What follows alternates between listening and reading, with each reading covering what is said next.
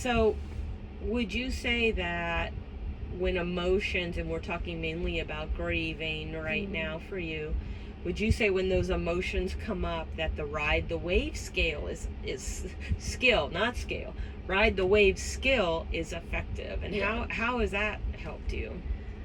Yeah, it's effective because I know it's gonna pass. Yes! And yes, Erin. Yes. Yes. And that's something. Ironically, my grandmother had this little sign, and I had to keep it.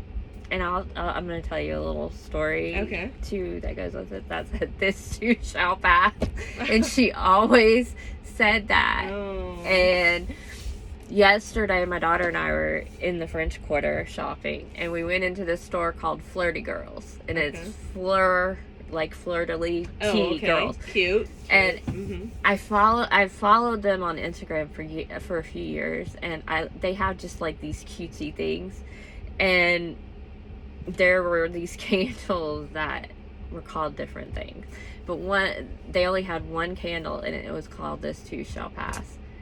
And I said, okay, I gotta get you gotta get that. You gotta get that. And I got it, and I said, nope, I can't pass this up.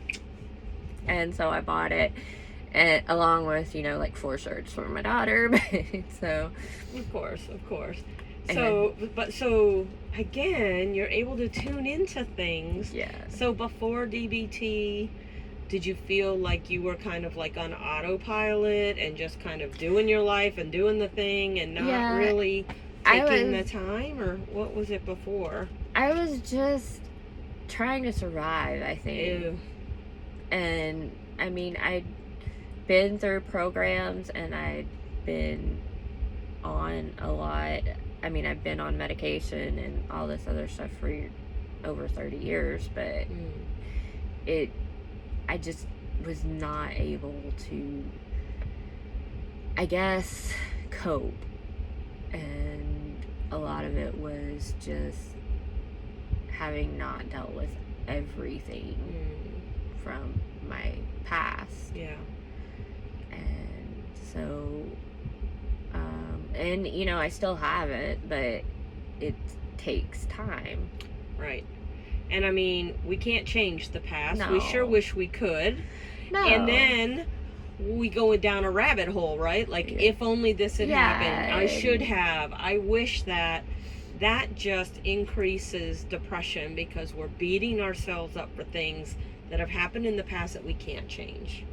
Yeah, and my sister started therapy for the first time, I think, a couple years ago, and she's finding out these things, and I'm like, yeah, but I already knew that. And it's at times I'm like, it feels like she's beating a dead horse when she tells me these things. Yeah. And I don't know what method the therapist is using, but I'm like, okay, I know these things. So I'm like, why are you telling me this?